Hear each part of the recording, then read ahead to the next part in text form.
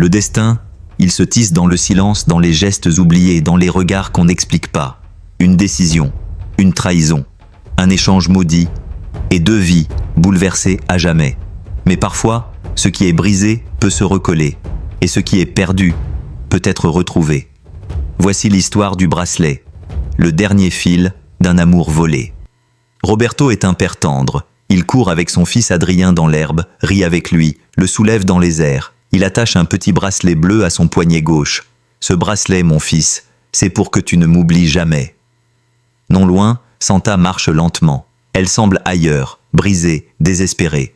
Sa fille, Samantha, tient une vieille poupée. Elle trébuche, mais sa mère ne la regarde même pas. Santa s'assoit sur un banc. Son regard est vide. Elle murmure d'une voix tremblante « Reste ici, ma chérie, maman reviendra. » Elle se lève. Samantha la regarde s'éloigner, puis éclate en sanglots.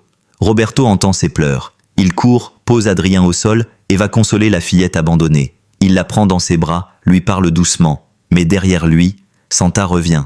Elle aperçoit Adrien seul et sans un mot, l'attire vers elle. L'enfant croit que c'est un jeu. Elle disparaît. Quand Roberto se retourne, Adrien n'est plus là. « Adrien! Adrienne !» Roberto hurle, court, cherche, puis s'effondre.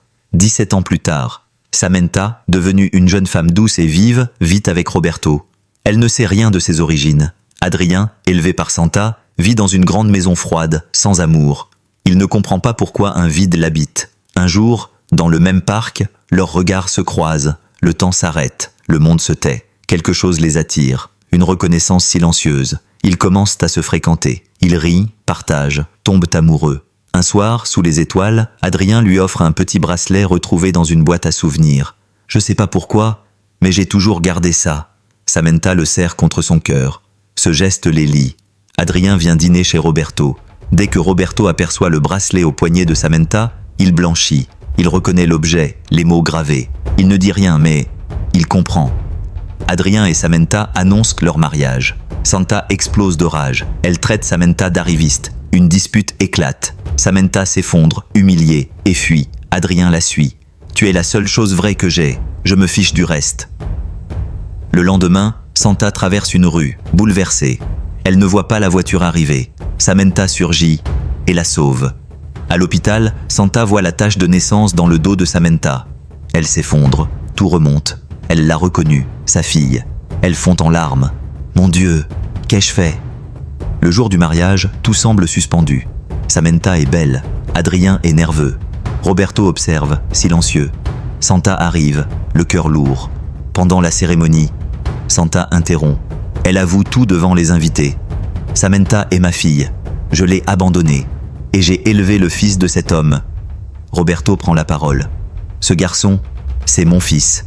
Et cette jeune femme, c'est ma fille aussi, car je l'ai choisie. » Samantha pleure. Adrien lui prend la main. Santa demande pardon.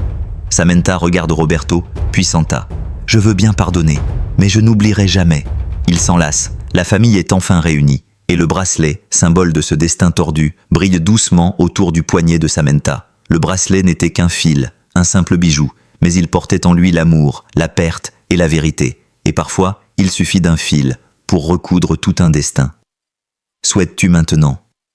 Et toi, si tu étais à la place de Samantha, pourrais-tu pardonner? Et si tu étais Roberto, aurais-tu reconnu ton enfant après tant d'années? Le destin fait parfois mal, mais il offre aussi une seconde chance. Dis-nous en commentaire, est-ce que Santa mérite le pardon? Que représente pour toi ce bracelet?